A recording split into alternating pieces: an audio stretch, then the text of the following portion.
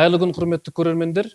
Астана қаласы нөмір 59 мектеп-лицейінің ең алғашқы сұхбат подкастына қош келдіңіздер.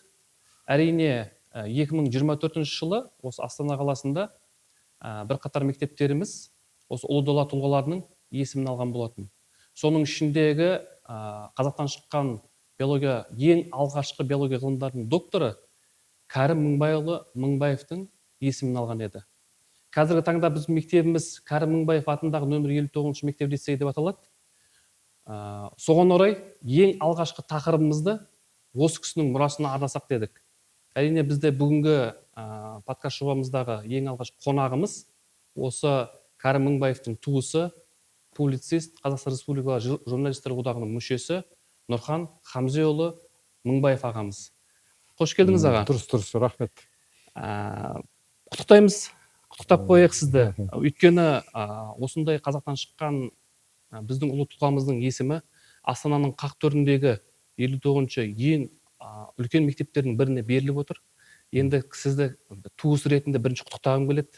Өйткені бұл мектептің атының берілуі, бұл Астана қаласында біздің еліміздің бір көрегенділігінің бір символы. Және де әрине бұл келешек ұрпаққа бір мәңгі өшпес ретінде бір таңба деп білемін.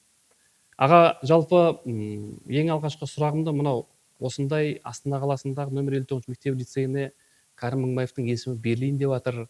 Және беріліпті, осындай қаулы шығыпты деген кезде ең алғашқы сіздің сезіміңіз қандай болды, әсеріңіз? Ол енді сезімді сөзбен айтып жеткізу мүмкін емес қой. Сіздің құттықтауыңызға байланысты айтып алайын. Сіз мен емес, мен сіздерді құттықтауым керек. Бәрекелді. Мына қазақтың біртуар ұлдарының есімдері Астананың төрінде тұрған қанша мектепке берілді. Баукең атындағы, Шерхан атындағы, тағы қанша азаматтар мына осы Кәрім Мыңбаевпен бірге ол кісілердің де есімдері жаңарды. Демек, өскелең ұрпақ бұл кісілерді біліп өседі деген сөз. Біздің мектеп кімнің атында дегенде не деп айтады балалар? Біле қоймайды.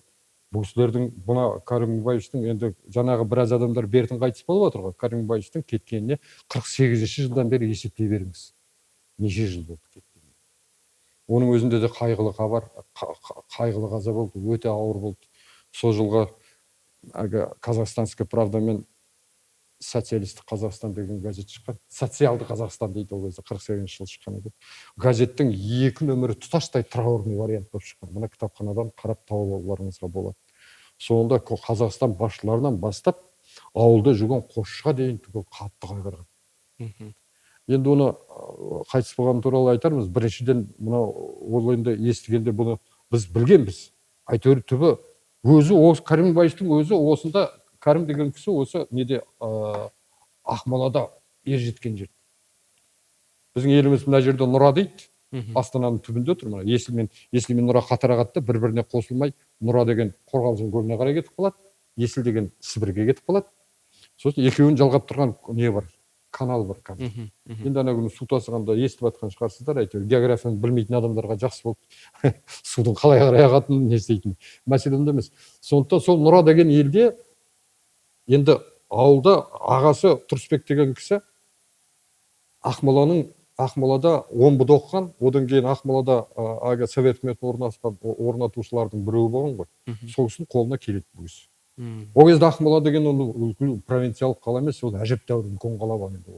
Ол кездің есебі бойынша. Қазіргідей енді миллиондаған халық емес. Алғашында енді бекініс болған, бекіністен кейін қалаға айналды ғой, Ақмола бекінісінен кейін. Қателеспеңіз. Ақмола болғалы ол атам заманнан бері бар. Ол бекініс Акмолинская крепость деп жүрген орыстың қара шекпендері келгеннен кейін. Оның алдында анау Бәленбай біздің ғасырымызға дейінгі заманда Бұзылық деген қала бар. Одан кейінгі орыстар келмей тұрғанда Ақмола деген жер бар. Мына Тайтөбенің ар жағына барыңыздаршы өздеріңіз. Кәдімгідей Ақмола дейді. Ол әппақ болып көтеріліп тұрған үлкен бір ол жерде Спан болыс деген кісілер болған. Ол кезде тарихи аттары қалған. Міне Ақмола деген атауды сол жерден алған. Міне Тайтөбенің артында тұр. Одан кейін олар енді өзі Нұраның жағасында тұр өз жері. Сол жаңа Тұрсекеңнің қолына келгеннен кейін міне осында оқып Қазақ орыс гимназиясында бар. Ауылдың оқуын, молданың оқуын түгістеп келеді. Оны молданың өзі айтты. Мен енді бұл кісіге бұл балаға менің оқытатын ештеңем жоқ. Өзі де бәрін біліп тұр. Енді бұны қалай оқытсаң олай оқытыңдар. Енді менің бар білімімді суырып алды мына бала. Ол кезде ауылда ескіше оқиды ғой молда. Ары қарай сол кезде Содан кейін сол Ақмолаға келді. Русско-киргизская приходская школа деген болған. Ол әлгі приходская школа дегенде өзі аптасына 2 рет па 3 рет барып, сол әлгі жадитше оқиды, одан кейін орысша оқиды, одан кейін тағы да енді жадитше деген жаңаша оқу. Ол әлгі Құранды ежіктеп түсіндіру емес, ол жаңағы жағрафияны түсіндіру, тарихты түсіндіру, жаңағы басқа. Сосын орысша оқығанда да болса көз ашылу. Сонда осы мектепте оқыған. Қазір ол, мен ұмытпасам, қазір ол мектеп осында нөмір бірінші Киров атындағы мектеп болып, Ақмола облысы болғанда, Ақмола облысы құрылғанда. Сонда бірінші мектеп болды. Қазір мектеп гимназия ғой деймін, соның орнында тұрған. Енді бірінші мектеп. Сол русско-приходская киргизская школа, русско-киргизская приходская школа деп аталды. Ол қай жылдары ағай болған сөзі? Онда қай жылдары болғанда, ол енді документ бойынша 6-шы, негізі өзі 5-ші жыл туған, где-то 17, 18, 19 дүрбелеңнің кезі ғой. Енді бір қазақтың даласында 12 жас бала ғой. 13-14 жасар болған. Патшалық үкімет құлап. Сонда сол Сәкеннің үйінде. Сәкен Сейфуллин ол кезде Ақмола сардепінің оқу және халыққа білім беру комиссиясының бастығы. Жаңа Тұрысбек Мыңбаев халықта мына Кәрімнің ағасы. Ол кезде алғашқы рет құрылған ГУПЧК дейді. Губернский ЧК деген болған. Чон деген болған. Час особо назначение. Оны әскери оқуды бұдан бітіріп келгеннен ол кісідегі әскери ыңғаймен солай болып жүрді да. Содан кейін енді Сәкеннің алғаны біздің апамыз Гүлбарам деген кісі. Енді араласып тұрады, бір шатырдың астында, бір үйдің маңында тұрады. Ақжапа деген жер болған. Осы Ақмолада. Ескі қаланы білесіңдер ме, балалар? Ақжапа деген жерде. Енді бұрын қазіргі Украинаның несі тұр ғой, посольствосы тұр.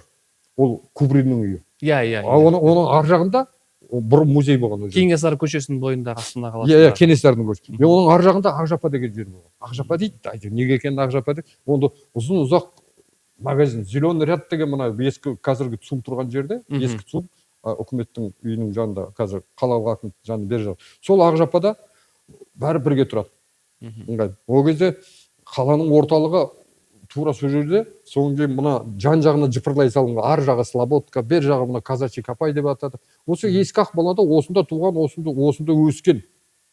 Одан кейін ол кездегі заманның ағымы қалай болды? Ол кездегі заманның ағымы комсомол өту керек, оқу керек, жету керек. Сондықтан ол Ақмолада әйтеуір Кәрім Мыңбаевтың бір ізі болатынына ешкім оған күмән келтірген жоқ. Енді мына Жабай мен Сейтқалиға рахметімді айтамын. Оны талай рет айтып жүрміз ғой өздеріне де. Ең бірінші осы бастама көтеріп, осындай тәп-тәуір ғылыми монография жазып шығару, ол кісінің өмірін арнап. Одан кейін тағы да қалмай, әйтеуір Мыңбаевтың аты неге ешқайда аталмайды? Неге? Алматыда көшесі бар, жарайды. Елінде өзінің ауданның орталығында көшесі тұр. Енді өзінің туған ауылында ол кісінің атында мектеп тұр. Бірақ провинцияның аты провинция, Астана келіп жатқанда осы Астананың қалыптасуына,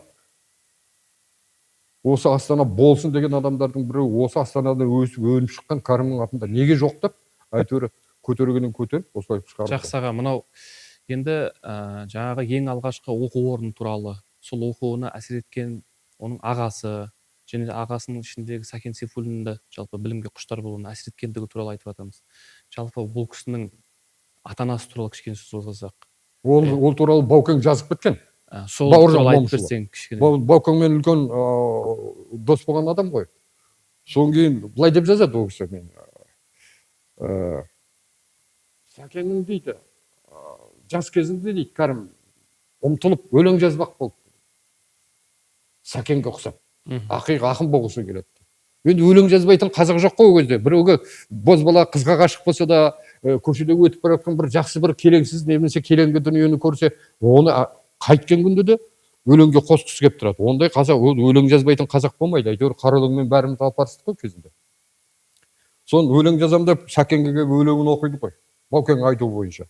Соңынан айтады, ай қалқам, бойыңда ақындық аштың болса, Ол поэзия деген сенен ешқайда қашып кетпейді, бойыңда тұрады. Дамытам десең дамытарсың, дамытпасаң өзің қоярсың. Сен елге пайдаң тиетін жағдайды ойла. Сен бір жақсы халық шаруашылығын дамытатын бір жақсы мамандық алып, сонда боласың деп сөйлейді ғой. Ол да қай пәнді сүйіп оқыды дегендей бір үлгерім енді өте жақсы болғанын білеміз. Гимназиядағы сол кішкене балалық шағына тоқталайықшы көбірек бұл кісінің. Балалық шағына қанша ағайынды болды дегендей, осы бауырлар туралы. Туыстарын айтты дейсіз ғой. Иә, осы балалық шағын. Онда тұрған ештеме жоқ. Өйткені бұл балалық шағы кезеңінде бір туылған уақытта бір қазақ даласында енді мынау патшалық үкімет кетіп жатқан кезең, орнына мына кеңес үкіметі келіп, әсіресе осы Ақмоланың өңірінде бұл арқаның жерінен ұлы даланың тұлғалары көп шыққан жер ғой бұл жерден. Иә.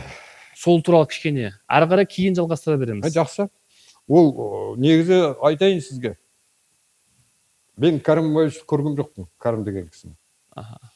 Бірақ көз алдында олай елестеткенде әкемнің әңгімесі, әкемнің бауырларының әңгімесі, атамның әңгімесі, Серік атамның әңгімесі.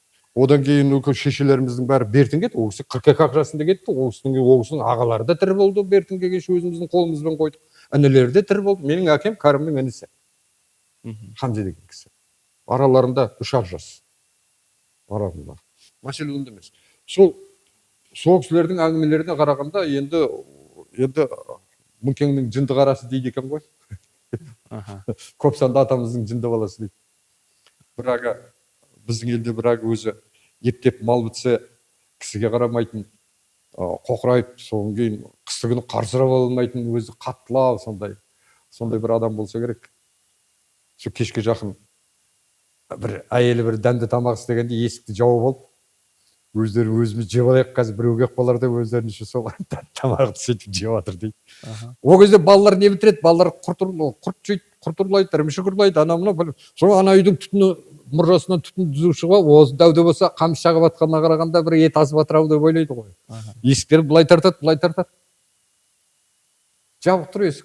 Ол кезде терезенің орнына қойдың қарнын тұтады. Қарынды қырып жүреді да, слюда сияқты қылып қарынды тұтып қояды. Сосын ол кезде ауылдан ыңғайы ол кезде үй салмайды, қазақ жер кепелейді. Жерді қазады да, содан кейін жан-жағына саман кірпіштерді кішкене көтереді, төбесіне қараса. Жер кепе сияқтылар сонда. Енді қыстау ғой. Сонда қыстап шығады да, жайлауға кетеді ғой. Сосын ақ сенімі деп, енді ол кісінің әруағын тірітпей ақ қояйық, атын айтып.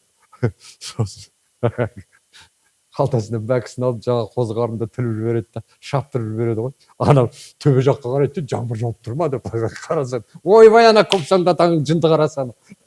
Айттым, есікті ашық қой, ымыртта ешкім келмейді үйге. Одан кейін тағы да қазақ қой бақпаған ғой. Біздің ауыл негізі біздің елде қой бақпайды. Ол жылқы енді бос болмаса енді, ол жылқы бағады. Ал енді қой дегенге ол енді бағады, ұстайды, бірақ соншалықты қоймен айналысқан ешкім жоқ. Тоқбай қажы деген бір кісі болды. Ол жаңа Мыңбайға біздің аты бабамызға жақын, етене жақын. Ол сол кісіге 1000 қой біткен екен. Ол Тоқбайдан басқа ешкімде қой жоқ. Енді неге екенін білмеймін. Жылқыға өс. Енді сиыр кейін келді. Сиыр вообще асырамайды. Сиырды мал аземді санайды. Ол сиыр 4 түлікке қосылмайды ғой. Содан енді азын-аулақ тоқты торымды бағуға 1-2 қызды жібереді ғой. Қазақ қызға қой баққызбаған ешқашан. Сол кешке жақын келсе, 2 қозы жоқ бір. Ой, қайда жібердіңдер, ана мынау, шаймай, кішкентай ғана ауыл, қойды бөліп алайын деп жатқанда. Сонда әйтеуір, сонда Кәрімнің айтқан бір сөзі бар дейді, әжі болады. Күлтай менен орынбасар, қой баққаның жарасар, қалың талдың арасында тышқақ қозы адасар, оны тапқан Шахмет, шақаңа большой рахмет деп. Оны суырып салмалығы бар дейді сондай. Енді қайсыбірін айтасыздар? Сол енді біз есімізде балалық шағы өзі бір сол ойын баласы болып ойнап, сондай қалжыңменен өзінің замандастарымен қалжың аққашқан қызыл оған заманда ақтар Сібірге қарай қашты ғой, Қытайға қарай. Сібірге қарай қашады, оңтүстіктен келе жатыр, оңтүстіктің бәрін босатып келе жатыр, қызыл армия, Кулчуктың армиясы келе жатыр. Сол ауылға келгенде ауылдың қыз-келіншектердің бәрін тығып тастайды, ыңғайын жасайды. Енді қай бір жөнсіз үйге түседі ақтың офицерлері.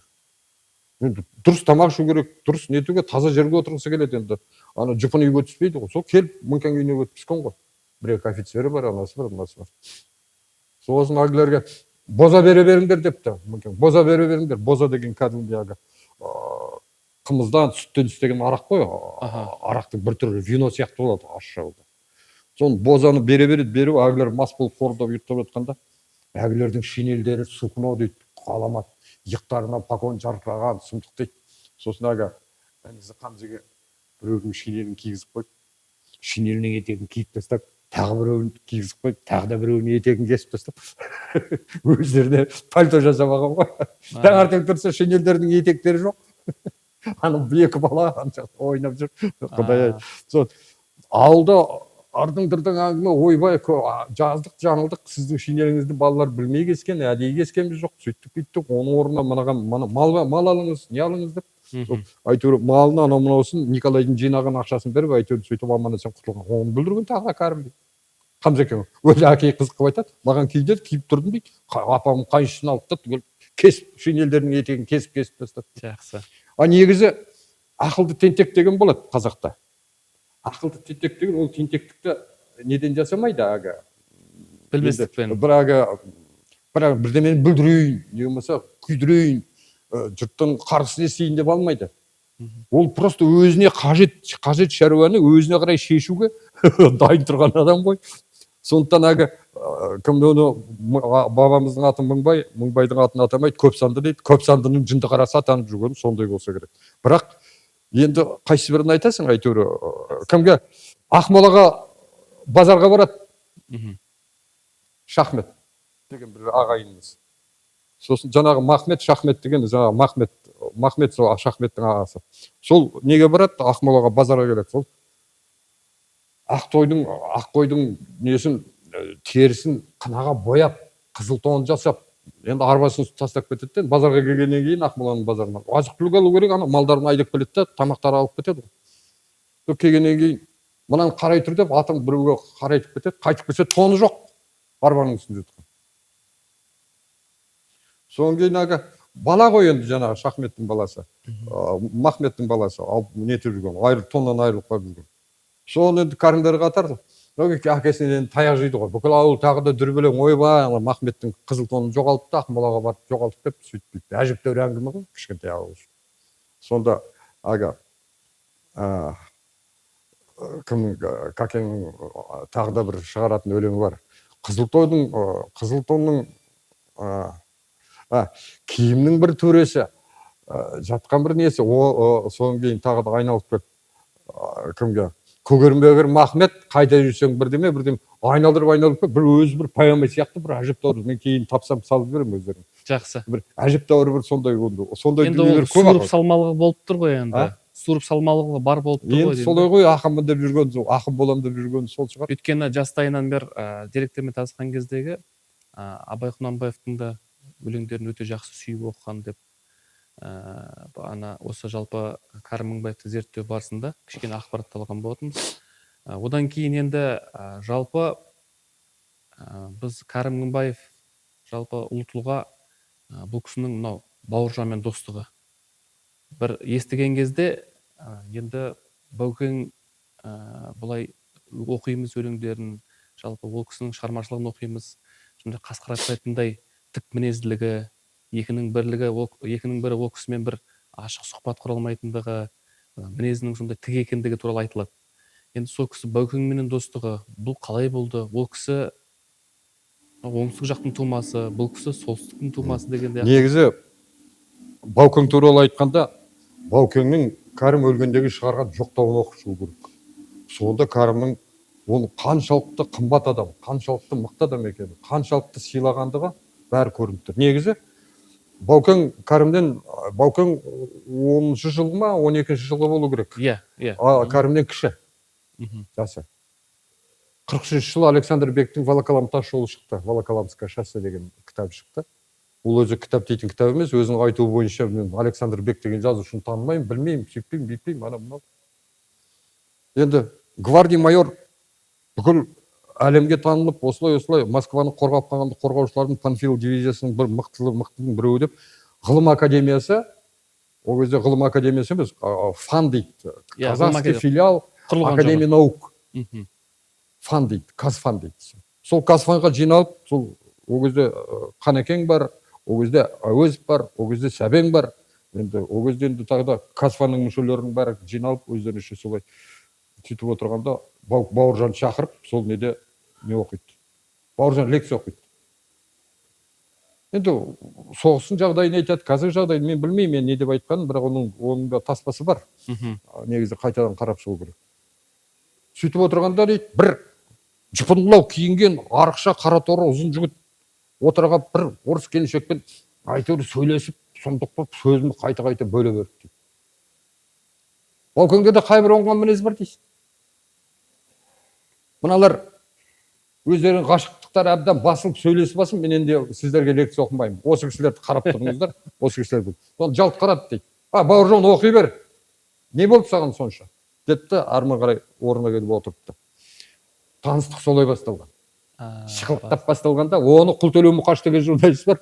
Оны Алматыда жүріп, әйтеуір Қамытбек, кімнен Баукеңмен бірге араласқан Мамытбек деген ақсақал бар. Баукең өмір бақи несін. Содан кейін Баукең тағы да бір жақсы дүниесін айтқан Шерхан Мұртаза ол кісінің қарамағында жұмыс істеді. Шерағаңды айтады. Солай таныстық, сондай таныстық, ақыр аяғы ұласпас неге кетті. Ілесіп кетті. Оның мен көзім жеткені, оның қатты сыйлайтыны, Кәрім өлгеннен кейін араға біраз жыл салып, мен Серік атам екеуміз неге бардық, Алматыға бардық. Алматыға барғанда, енді Алматыда сондай Кәрімнен басқа ешкіміз жоқ баяғыда. Алматыдан Астана ол кезде. Сосын апаларымыз бар енді тұрмысқа шыққан, олардың үйіне сосын айдап отырып Сәбеңді біледі ол кісі. Сәбең үйіне алып барды. Сәбең деп отқаныңыз? Сәбит Мұқанов. Соңғы Ғабиттің үйіне алып барды. Одан кейін Ғабиден өзіміздің ағай, Ғабиден Мұстафин. Ғабит Мүсіреп. Ол кісі де, Ғабиден Мұстафин. Мұстафин, иә. Ғабиден Мұстафин, ол негізі сол өзі бізге рулас болып келеді ол кісі. Қуандықтың ішінде сол. Алтай Қарпық дейді ғой. Солардың бәрін аралап жүріп, содан кейін айтты, кім айтты? Сәбең айтты. Мен есімде жоқ, мен балалауым ғой ол кезде. Содан, сен Бауыржанға соқпай кетпе, Серік. Бауыржанға бар, ренжиді. Кәрімнің ағасы келіп, маған соқпай кетті деп айтады. Ертіп апарамызсыңдар, мен сендердің Бауыржанның үйін қайдан табам? Біреуің ертіп апарың, ойбай бармаймыз. Міне былай барасыз деп есігінің алдына келіп тастап кетті. Сол кіргеннен кейін Шекең өтір. Кәрім Қараторет, сіз аққұп екенсіз депті. Енді анамыз Қараторет, әкеміз аққұп еді. Кәрім нағашы жұртына көбірек тартқан ғой деп, солай деді. Сөзін қалды. Сіз барсыз о жерде. Мынау кім дейді? Немерем ғой, Қамзаның баласы. Мынау әлі шикі ғой дейді менің түрім. Бет-әлпеті ғана шикі. Енді өседі ғой, ақылы кіреді ғой деп. Сонда Серік атама енді көп әңгімелесті. Мен енді ол сөздің барқына бара қоймайтын кезіміз ғой. Иығына шапанын жауып, кәдімгі артына мынадай тіккізіп алып келді ғой. Біреу айтқан ба, енді дайындап қойған ба, сондай бірдемесі бар енді. Артына прям ой кесіліп, Серікке Бауыржаннан деп тіккізіп, сол жапаны қазір Серіктің немересінің үйінде сақталып отыр. Бәрекелді. Ол енді ол кісілердің одан кейін бәрі өліп қалғаннан кейін Баукеңді көрдім, 2 рет бар, Бақытжан ертіп апарды. Бақытжан екеуміз жақсы араластық, Баукеңнің баласы екеуі. Сонда ол кісі Кәрім туралы әңгімеден гөрі өзі елдің әңгімесін, жұрттың әңгімесін, сосын маңайдың әңгімесін көбірек айтады. Оның үстіне маған не деп айтады? Мен ол кісіні көргем жоқ. Бірақ менің туыстарымды айта түссе екен, біле түссем екен деп. Енді жаңағы біздің Кәрім Мыңбайдың жалпы құрметіне деп ағасына танытқан құрметі ғой енді жаңағы достығын. Кәрім ағамызға, Кәрім Мыңбайға құрметі соншалық достығының қастерлегені жаңағы кімге деген құрметі ғой, ағасына деген үстіне шапан жауып шақырып. Кімні оны айтасың, ол кісінің баласы Бақытжанның өзі бізді көргенде, Бақытжан менен үлкен еді. Ол кісі 43-ші жылғы ма, 44-ші жылғы. Әкесі соғыста жүргенде туған болған. Сол кісінің өзі бізді көргенде жік жапар болып, сондықтан Зейнеп жеңгемізге болмай сүйретіп үйіне апарады, ыңғайын жасайды. Содан кейін анасын айтады, мынасын айтады, сөйтеді бетеді. Ержанның қызықтарын айтады, Ержан деген баласы. В общем, сөйткен Бақаңда кетіп қалды. Қазір Зейнеп жеңгеміз ғана қалды, ол кісілермен хабарласпағалы өзі біраз жыл болып кетті. Жалпы енді осы Кәрім Мыңбаевтың балалық шағын айттық, Бауыржан Момышұлының достығын айттық. Енді осы кісінің атын өшпес қылып тарихта қалдырған ол кісінің ұлы істері бар. Яғни ол істер дегеніміз біздің қазақтың жерінен тапқан, жалпы жасаған, ол кісіні биология ғылымдарының докторы қылған еңбектері туралы айтсақ аға. Негізі бар ғой, осы жерде бір айта кеткен дұрыс болады.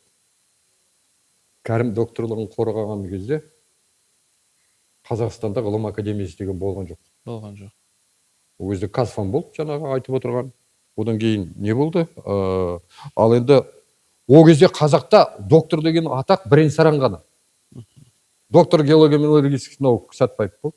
Доктор биологических наук жаңағы Кәрім. Сосын кейін тағы да бір-екі докторларда да Қазақстан 4-5 доктор наук бар екен өзі, айтулар бойынша. Ал енді академик деген ол вообще ұшпайды. Жоқ ондай. Енді болған шығар, орыс халқына эвакуацияға келген ғылым академиясына эвакуациялады ғой. Сол кезде келген бір членкорлар болған шығар, енді мүше корреспонденттер. Ал енді ғылым академиясы құрылған сәтте, құрылып жатқан сәтте, бұл кісі Қазақтан академик аталған, Васкнилдің академик атанған Кәрім Мыңбаевтан академик атағы бар. Бүкіл одақтық ауыл шаруашылығы ғылым академиясының академигі атағын алып берді. Бұл 45-ші жыл. 46-шы жылы ғылым академиясы ашылды. Сондықтан қазақта шыққан алғашқы академик дегеннің ешқандай сөйлемейді. Ол алғашқы докторлық өз алдына.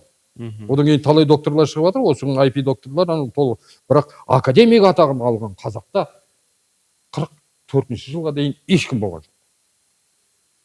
45-ші жыл болды. Ал енді кім? Қаныш Сәтбаев ғылым академиясының мүшесі болып 46-шы жыл сайланды, 46-шы жыл академик болды. Ал сол ғылым академиясына Кәрім Мыңбаев, как не парадоксально, орысша қоспасақ болмайды, сол ғылым академиясына мүше корреспондент болып кетті.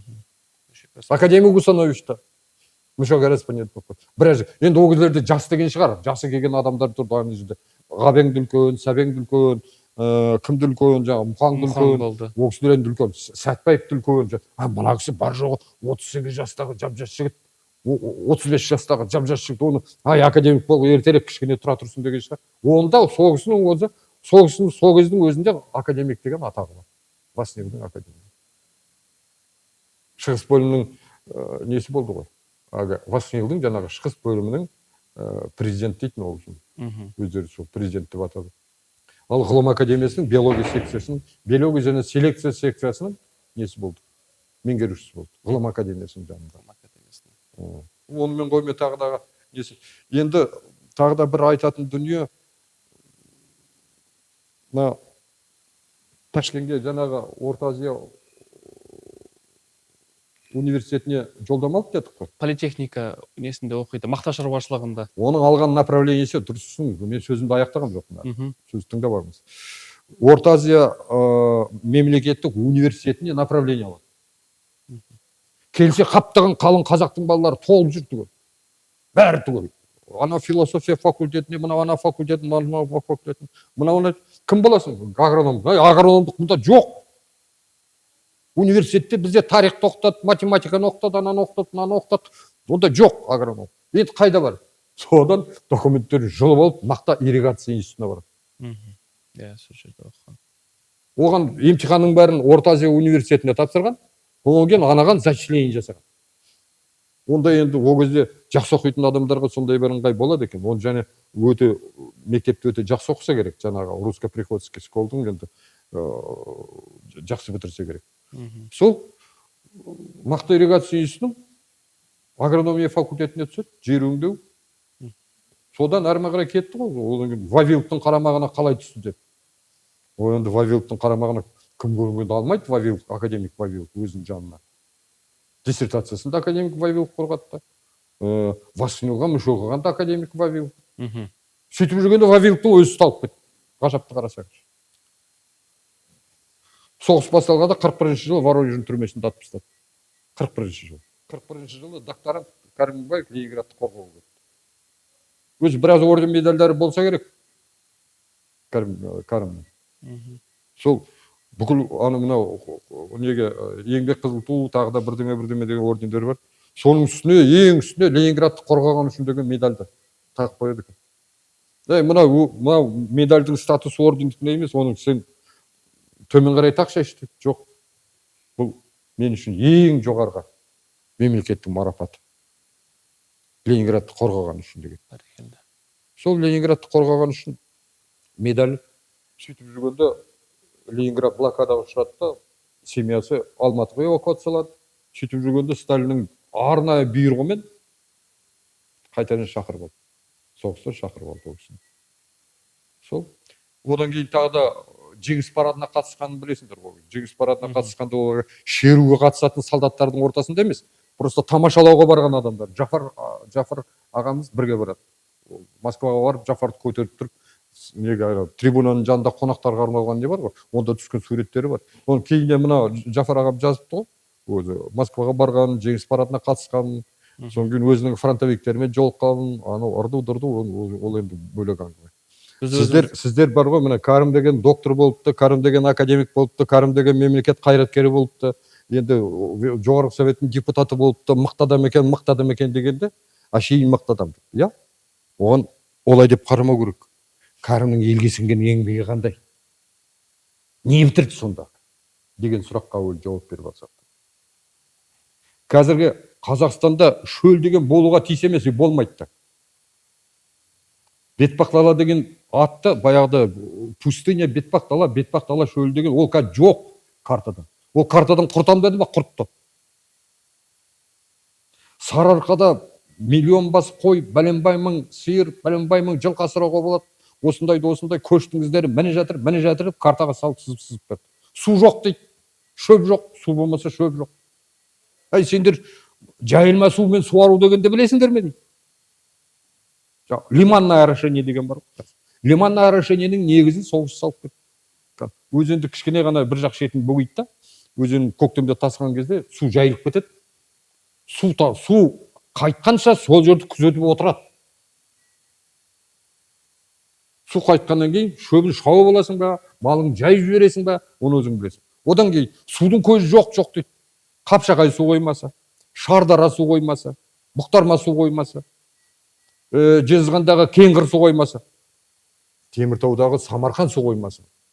Негізін Госпланның орынбасары болып тұрғанда өзі қол қойып, оңдасын қол қойдырып, ыңғайын жасап шыққан адам. Міне қазір соның қызығын қазір көріп отырмыз. Енді арада қанша уақыт өтті. Мына кісінің соңынан еріп жүрген шәкірттердің өздері де өліп қалды. Біразы пенсияға шықты. Марқұм болып кетті, қайсы бірін айтамыз, енді уақыт деген істейді ғой. Енді жерлердің бәрін бөліп берді ғой. Бүкіл крестьяндарға, шаруаларға. Ол жерге қарайтын шаруа бар ма? Таңертең кешке дейін жерді жырт тастайды да, дәнді себеді, бұрқырат теріп алады, сөйтіп. Қанша ирригациялық жүйелер бәрі тоз болды. Енді міне бір ай болды, міне Қазақстанның жартысынан астамы суға кетіп қалды. Сол ирригациялық жүйелерді құртқанымыз үшін. Соның есекейбін енді. Мыңбаевтың айтқанын қайтадан оқып шығатын адам болатын болса, сонда кішкене ғана сабыр қылмай ма? Басқаша болмай ма? Жағдайдың бәрі. Сіздер түсінсін деп айтып отырмын. Ал енді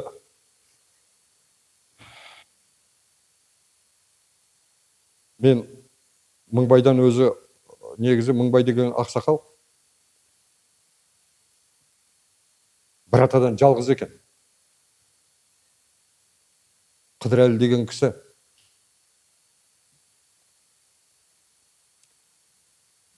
егде тарта бастаған кезінде әйелі қайтыс болып, 3 баласы шешектің қырқылып түседі. Қайтыс болып кетеді. Енді қубасын сүйретіп, өзімді бір атадан жал, қубасын сүйретіп осылай кеткенім бе дегенде, ағасы Лау мырза дейді, елдің іші. Лау мырза атанып кеткен екен. Лау мырза айтты: Қыдырәлі, айтқанымды тыңдасаң, мына Ақмоланың аға сұлтаны Қоңырқұлжа деген кісі болған, Құдаймен деймін. Орыстан Кенесарды ұстап берген үшін полковник шенін алған. Ұстап, соған әрекет жасаған үшін Кенесарын ұстау. Соның тоқалынан туған Қасипа деген бір қызы бар орда. Айттырған жері жігіті бірдемеге ұшырап қалып, соған бара алмай отырған көрінеді. Енді сол кәрі қызды алып келесің. Кәрі қыз деп отырған сол 17-18 жасар қыз ғой. Ол кезде 15-ке 16-ға дейін күйеуге шықпаса, қыздарды кәрі қыз дейді. Ғафу етіңіздер, шынымен солай болған. Содан оған біздің қалың мал әкесінің құнын сұрайтын шығар, қайдан табамыз? Ешім етпейді, Сапақтың малы жетеді. Сапақ деген біздің елде 18 000 жылқы біткен байымыз болған. енді ол кезде бай деген адам ол кезде бір адамның малы емес қой ол. Ол бай деп елді басқарып отырған, елге жанашырлық жасап отырған адамды бай дейді. Бай деген ол қожайын деген сөз. Ол бай деген ана богатство деген мағынада емес. Сол Сапақ байдың ыңғайы жетеді давай. Сол Сапақтың әйтеуір қалың малын алып ыңғайын жасап, сол Қасипаға үйленеді ғой. Сол малсақ адам екен жаңағы Қыдырәлі деген бабамыз. Күнде барып жылқысын толайды, мыңға толды ма Сапақ құса болды. Бай Құдайға жетем дейді, кедей байға жетем дейтінге кері ғой. Күнде барып жылқысын санайды, қайдағы мыңға толмайды. Не жұтқы ұшырайды, не біреу мініп кетеді, не біреу өліп қалады, не біреу қысыр қалады, әйтеуір анау мынау дегенде.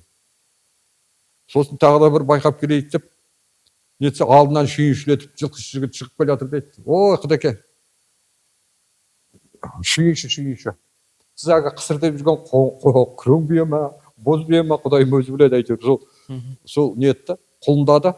Сонымен жылқы не болды, неше болды, мыңға толды ма деп. Толды Құдеке, толды, жаңа мен санап шықтым дейді ғой. Қараса ауыл жақтан далбаңдап тағы біреу шауып келе жатыр. Құдеке, қайтсын деп жатыр. Не болды?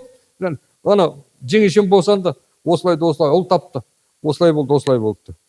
Сонда ана ай малса қазағым-ай дейді. Баланың атын Мыңбай деп қойсаңдар, әуелі жылқыны батып болып келейін деп. Содан сол Мыңбай деген кісі. Бұл Мыңбайдан үшеу туады негізі. Үлкен жаңа Тұрысбек, одан кейін Серік, одан кейін Кәрім. Ал енді менің әкем Тұрысбектің үлкені, Хамзе деген кісі. Бірақ азан шақырып атында қойған. Және Мыңбайдың кенже қызы Гүлназиямен қатар туғаннан кейін емшегінің сүті суалмай тұрып, екі баланың қатар емізген әжесі. Сонымен бұл кісі Мыңбаев, Хамзе, Мыңбаев шығып, менің әкем солай болып жазылып кетті де, шежіренің ішінде де солай кетті. Кәрімнің інісі. Енді Кәрімді бұл інісі дегенде вообще ешкенасын жері қоятын болды. Мыңбайдың үш баласының үшеуі де соғысқа қатысты, ыңғайын жасады. 37 жылғы біраз дүниелерді көрдік. Енді Хамзенің баласы мен Серіктің немересі осында. Еділ деген мен бүгін ертіп келейін деп, оның қолы тимей қалды. Одан кейін жаңағы Кәрімнің балаларын өздеріңіз, Жафар, ана күні конференцияда көрдіңіздер ғой, Жафар бар, Алма бар, Тимур қайтыс болды. Темірхан қайтыс болды. Темірхан ағам Алматыда болып, онымен Темірханмен жақсы араласып ек, енді араласып келе жатқанда жүрегі үзіліп кетті. Сондай жағдай. Жақсыға рахмет. Құдайға шүкір, баршылық қой әйтеуір. Келіп. Сендерге жаңа тілек айт деп отыр ғой. Мен сіз ықылас қойып тыңдағандарыңызға рахмет. Кәрімнің енді бар әңгімесін мен айтып тауыса алмаймын бұл жерде. Жаңа да бір әңгімені айтсам, бір әңгіме естен шығып кетеді. Мына кітапты оқысаңыздар, бұның іші бұл тек қана жоба. Білуге бағыт беретін кітап. Мынаны білсе, мынаны оқу керек, мынаны оқу керек. Сонда түсінесіз, өзінің еңбектерін. Сонда ғана оның о кісінің қайраткерлік тұлғасын, азаматтық тұлғасын түсіну үшін оның замандастары жазған. Өзінің замандастары, достары. Сәбеңнің шөлді бағындырған батыр деген Сәбит Мұқановтың очеркі бар, бос болмас. Ғабеңнің жазғаны бар. Мұқаңның Кәрім қайтыс болғанда жазған некрологын оқысаңыз, прям төбе шашыңыз тік тұрады. Андай публицистиканы мен бұрын соны көрген жоқпын. Сонда жап-жас қылқылдаған жігіт, мына кісілердің бәрі ақсақал, шау тартқан ақсақалдар. Сәтбаевтың өзі қабірдің басында теңселіп тұрып, Құдай-ай, жас кеттің ау, сенен үміт күтерім ау, енді кім үміт арттым, енді кім зарлап жылап тұрды. Көзін көрген Гүлбарам деген апамыз сол айтады.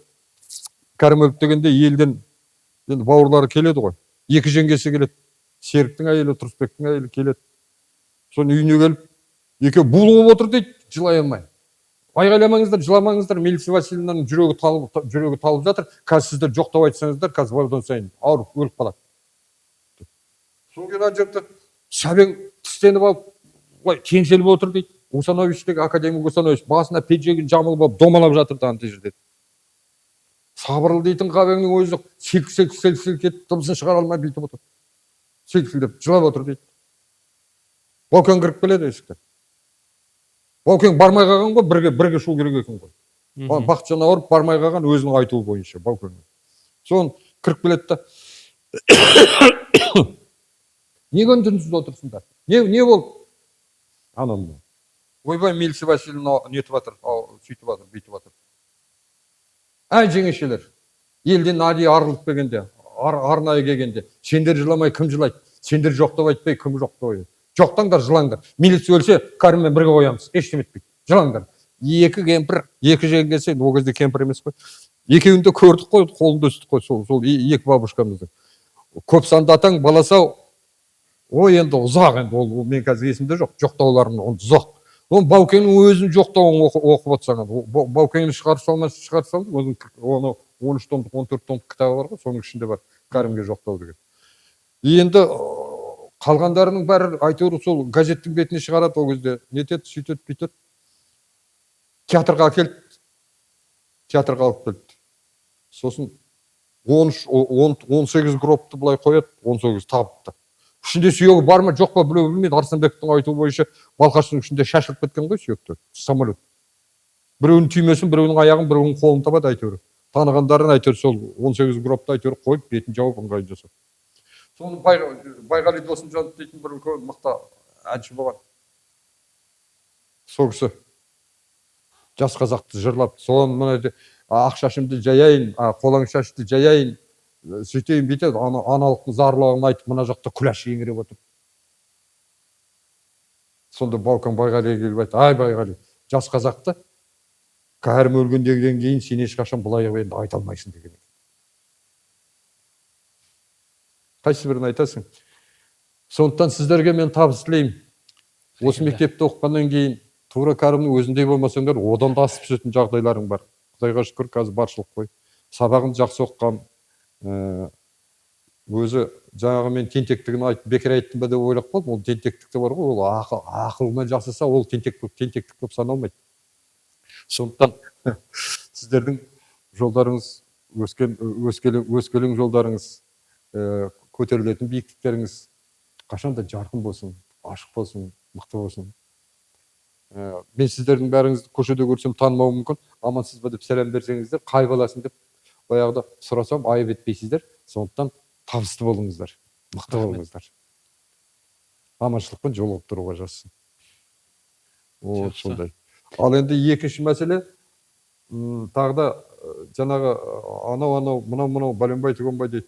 Тұрысбек туралы да Серіктің бұл кісіге оқуына алғышарт жасаған Тұрысбек деген кісі, жаңағы ағасы туған.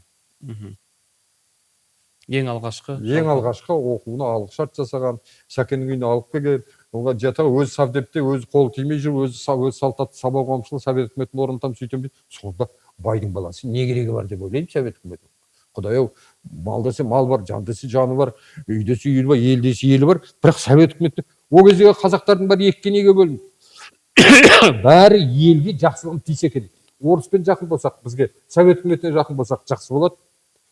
Патшамен жақын болсақ, өз алдына автономия болсақ, онда жақсы болады. Бірақ бәрін ойлағаны сол қазақтың қамы болатын. Сондықтан анау коммунистік идеяда, мынау алашшыл идеяда болды деп айтуға болмайды. Анау Таржолтайға кешудің алғаш шыққан есінде алашшылардың бүкіл бәрінің суреттері бар. Оның ішінде тағы да мына групповой сурет бар, ортасында Тұрысбек Мыңбай отыр, жас қазақтың есінде. Мұн жағында Сәкен отыр, мұн жағында тағы да алашшылар отыр, артында Мағжан тұр. Жұмабай, жап-жас әп-әдемі жігіт. Ондай ортаның өзі, ондай полемика, саясаттың дүрдеп, патша тақтан құлады, енді қазақ қалай өмір сүру керек? Әрқайсысын таңдап алған жол әртүрлі. Ақыры совет үкіметі жеңді, коммунистер жеңді, Ленин алдап, әйтеуір ыңғайынан ерткізді. Ол Ленин де бір жаман ойлаған жоқ қой, ақырында басқаша болып кетті. Сондықтан оны анау болған, мынау болған деп өткенді қазбалап, әруаққа тіл тигізудің қажеті жоқ деп ойлаймын. Бұл естеріңізде болсын деп айтып жатқаным. Рахмет. Мынау біздің балалардан, жалпы мектеп оқушыларымыздан сұрақтар болса. Сұрақтарыңыз бар ма? Пожалуйста, менің уақытым бар. Орнына тұрып өзің таныстырып бірінші. Мен өзім 59-шы мектеп оқушысымын, 9-да оқимын. Атым Бекхан болады. Сізге сұрағым, Кәрім Мыңбаев атамыздың есімін естісек, әп-сәтте Қаныш Сәтпаев атамыздың есімі түседі. Сонымен қоса жаңағыда айтқаныңыз Бауыржан Момышұлы жақын досы болыпты. Енді осы екі тұлғаның сол кезде кеңес үкіметіндегі саясатқа үлесі бар. Ал Кәрім Мыңбаевтың сол кезде саясатқа әсері бар ма? неменесі Саясатқа әсері Қазақ- бар ма дейді жалпы. Саясатқа дейді. Жаңағы қазақ еліне көмектесемін деп саясатқа, иә.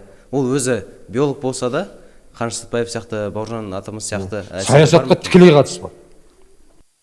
Ол қатысушы ол болмайды. Біріншіден саясатқа отыра бер жаным. Біріншіден ол ғылым басында жүргеннен кейін саясатпен айналыспаса болмайды. Аспирантураға барды, түсті. Ол кезде кім жібереді оқуға? Ол кезде компартия жібереді оқуға. Компартия оқыты, кімді оқытатынды, кімді өсіретінді, кімді өсірмейтінді сол шешеді. Сосын соғыс басталды. Партбилетін Кәрімбаев Ленинград майданында жүргенде алған. Одан кейін соғыс бітті. Соғыс бітті, әйтеуір жеңіске жеттік. Қазақстан Компартиясы орталық комитетінің мүшесі болды. Ол деген үлкен саяси мәртебе. Екі рет Қазақстан парламент дейміз ғой қазір. Парламенттің екі рет не болды. Оны жаңа қай ауданнан? Екеуінде де Павлодар облысы Баянауыл ауданынан. Сәтбаевтың ауылы өздері шығарып, Сәтбаевтың ауылынан түсті. Сәтбаевтың ауданынан түсті. Неге? Жоғарғы кеңеске депутат болып сайланды.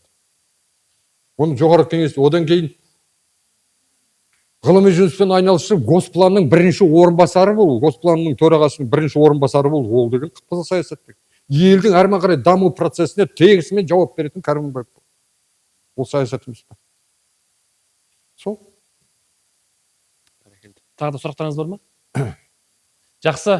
Онда осыменен біз өзіміздің мынау бүгінгі сұхбатымызды аяқтасақ. Жақсы. Иә, өйткені біраз жүйелер айтылды. Алдағы жаңа сіз өзіңіз кеңесіңіздей алдағы уақытта тақырыпқа бөліп бұл Кәрім Мыңбаевтың еңбектерін көрерменге жеткіземіз деген ойдамыз. Өйткені Кәрім Мыңбаевтың тек 42 жыл өмір сүрсе де, бұл кісінің еңбектерін біз халқымызға жеткізу біз үшін аманат. Ол тек қана енді мынау жас ұрпаққа емес, бұл жерде эфирдегі сақталған дүние, бұл тарихтан өшпейді ешқашан. Бізге келіп сұхбат беріп, қазіргі күнге дейін актуальділігі, маңыздылығы Кәрімбаевтың зерттеулері. Көксағыз мәселесі. Көксағыз дегеніміз кәдімгідей ол Алматы облысынан табылған, ерте заманда тапқан, одан кейін Вавиловтың коллекциясына кіріп кеткен. Көксағыздан шетелде, Бразилияда, Латын Америкасында рәзіңкені, мұнайды, нені басқаздан бәрін сол көксағыздан алады. Табиғи каучук. Мұнайдың запасы ертең бітеді, мұнайдың қоры бітеді. Бұл өмір бақи адамзат баласын Қазақстанда асырай бере алмайды. Оны жаңа шикізат қалпында сатып жатырмыз, қашеттеп жатырмыз. Түбі сол көксағызға қайтып келеміз ау. Екінші, ауылдардың бәрі қаңырап босап отыр, оның бәрі қаңырап бос тұрған жер жау шақырады деген қазақтың. Басы бос әйел жау шақырады дейді. Басы бос жер жау шақырады дейді. Сондықтан жаңағы лиманное орошение, жайылма суару, ол түбі қолға алынады. Соның жасанды су қоймалар, қарлар тасима, қардың суының өзін, қақ судың өзін бір орынға жинап, ыңғайын жасап, судың қорын жасауды. Бетпақдала деген жер жоқ, өйткені сол қақтың суы, Ертіш канал строй деген каналды білесіз ғой, Ертіш канал деген. Қарағанды Ертіс каналы. Сонда жобасы кезінде жасалған, осыдан 50, 60, 70 жыл бұрын жасалған. Сол қазір Бетпақдаланың ортасында өтеді, ондай жерде су бола ма? Бетпақтың қазір 8-9 метр бурит етсеңіз, астынан су, артизандар бұрқырап тұр. Соның бәрін азып. Енді ауылда сол босап жатқан ауылдарда халыққа толтыру, малға толтыру мәселелері қазір өте актуальды мәселе. Сонысымен қымбат. Одан кейінгі тағы да өсімдіктердің несін жайылым туралы Американың несінен биологиялық қоғамнан үлкен қолжазбалар шықты. Машинкаға басылған. Мыңбаевтың өзі жіберген екен. Вавиловтың айтуы бойынша 41-ші ма, 42-ші соғыс басталмай тұрып, 40-шы жыл ма, 41-ші жыл жіберіпті. Соны тауып алды. сол табылды. Мгм. Ол енді оның бәрі қазақшаланса, ыңғайын жасаса, сол еңбектердің бәрі қазір мысалы үшін селекциямен айналысып жүрген ешкім жоқ. Шетелден Австралиядан қой сатып алып келіп отырмын. Арқар мериносты осы жерден шығардық қой кезінде. Академик Бальмонт желкелеп отырып жасайсың да арқар мериност жасатты. 50 кило, 60 кило салмағы бар жаңағы қойдың. Құйрығы тегене дейді. Ет десе ет, жүн десе жүні бар, бәрі бар. Суыққа да төзімді. Қарғалы деген қой бар. Сол қойлардың бәрін тұқымын құртып алдық. Жоқ. Қазақтың алабас сиыр дейді, ол да тамаша. Мына жақтан саусаң сүт, сойып алсаң ет, терісі етік, төпілей. Соның бәрін құртып алдық. Соның іске асыратын, міне актуалды мәселе. Міне соның бәрін айтып жазып кеткен ғой Кәрім Мыңбаев деген кісі. Былай болу керек, былай болу керек, былай деп. Сол енді. Негізі есте жүрсін деп айтып жатқаным ғой. Осымен эфирімізді аяқтасақ, жалпы осы Кәрім Мыңбаевтың мұрасы біз үшін үлкен аманат. Енді осы эфирімізде түйген ойларыңыз болса, қандай эмоцияларыңыз болса, немесе Кәрім Мыңбаев туралы қандай алдағы уақытта білгіңіз келетін мәселелер болса, коммент бөліміне жазыңыздар. Бүгін бізде қонақта болған Кәрім Мыңбаевтың туысы, Қазақстан Республика журналистер одағының мүшесі Нұрхан Хамзеұлы. Нұрхан аға, рахмет келіп, жалпы өзіңіздің ойыңызды. Рахмет етемін сізге. Сау саламатта болыңыздар.